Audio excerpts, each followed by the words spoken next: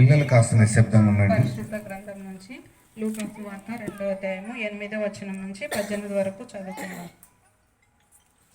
ఆ దేశములో కొందరు గొర్రెల కాపరులు పొలములో ఉండి రాత్రివేళ తమ మందను కాచుకొనుచుండగా ప్రభువు దూత వారి యొద్దకు వచ్చి నిలిచెను. ప్రభువు మహిమ వారి చుట్టూ ప్రకాశించినందున వారు మిక్కిలి భయపడిరి.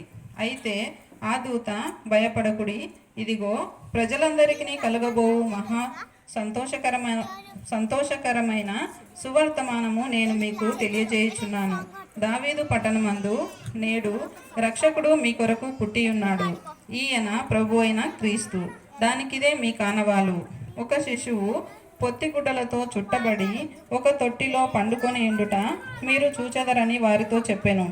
వెంటనే పరలోక సైన్య సమూహము ఆ దూతతో కూడా నుండి సర్వోన్నతమైన స్థలములలో దేవునికి మహిమయు ఆయనకిష్టులైన మనుషులకును భూమి మీద సమాధానమును కలుగునుగాక అని దేవుని స్తోత్రము చేయుచుండెను.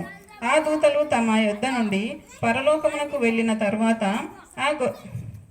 ఆ గొర్రెల కాపరులు జరిగిన ఈ కార్యమును ప్రభువు మనకు తెలియజేయుచున్నాడు. మనము బెత్లెహేము వరకు వెళ్ళి చూతము రండని ఒకరితో ఒకడు చెప్పుకొని త్వరగా వెళ్ళి మరియను యేసేపును తొట్టిలో పండుకొని ఉన్న శిశువును చూసిరి. వారు చూచి ఈ శిశువును గూర్చి తమతో చెప్పబడిన మాటలు ప్రచురము చేసిరి.